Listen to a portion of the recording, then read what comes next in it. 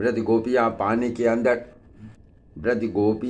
पानी के अंदर से विनती करते हुए कहने लगी, हे प्यारे नंद दुलारे, आप हमारे वस्त्रों को दे दीजिए, हम आपकी दासी हैं। हे प्राण वल्लभ, हम पर तरस खाओ, हमारे शरीर उस शीतल जल में कांप रहे हैं। तब श्री कृष्ण जी बोले, हे ब्रज की गोपियाँ, तुम अपने वस्त्रों को यमुना तट पर रखकर स्नान कर रही थी।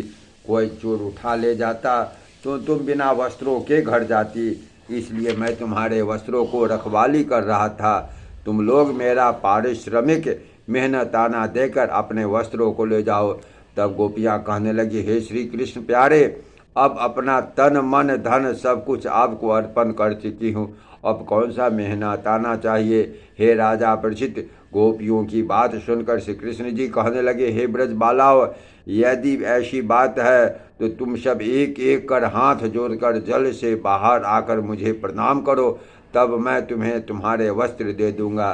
तब वे अत्यंत विनीत होकर कहने लगी, हे प्यारे, हम सब इस समय पूर्ण रूप से नग्न हैं। इस अवस्था में जल से बाहर आते हुए हमें लज्जा आती है।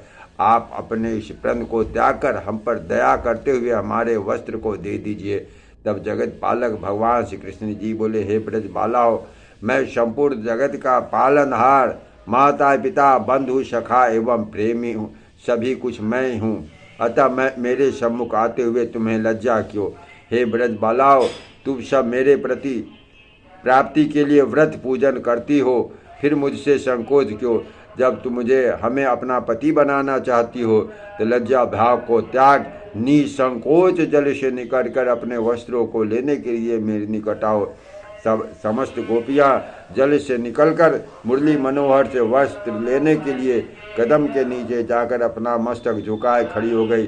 श्री कृष्ण जी उस समय मंद मंद मुस्कुराते हुए कहने लगे, अभी तुम्हारे मन से कपट भाव नहीं क्या। सच्ची प्रीति करने वाले किसी वस्तु का संकोच नहीं करते।